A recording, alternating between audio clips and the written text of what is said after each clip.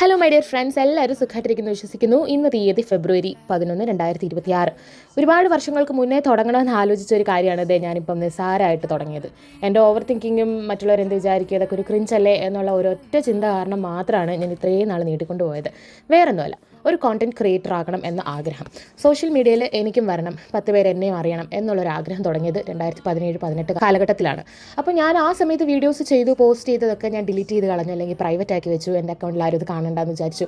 കാരണം എന്താ, ഇതൊക്കെ ഒരു ക്രിഞ്ചല്ലേ, ഞാൻ പറയുന്ന കാര്യം തെറ്റിപ്പോയില്ലേ അവിടെ, മറ്റുള്ളവരെന്ത് വിചാരിക്കും എന്നുള്ള അനാവശ്യമായ ചിന്ത കാരണം മാത്രമാണ് ഞാൻ അങ്ങനത്തെ ഒരു തീരുമാനം എടുത്തത്.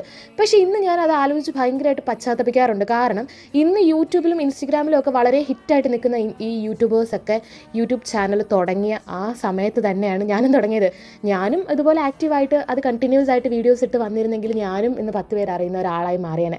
അതിൻ്റെയൊക്കെ സമയം കഴിഞ്ഞുപോയി. ഇപ്പോൾ അവർ വലിയ ആൾക്കാരായി, വലിയ വലിയ എന്തു പറയാനാ, സെലിബ്രിറ്റീസൊക്കെ ആയപ്പം ഞാൻ 8 വർഷം കഴിഞ്ഞും ഇങ്ങനെ ആലോചിച്ചുകൊണ്ടിരിക്കുന്നതേ ഉള്ളൂ. എനിവേ, അതൊക്കെ കഴിഞ്ഞു പോയി. 8 വർഷം കഴിഞ്ഞു.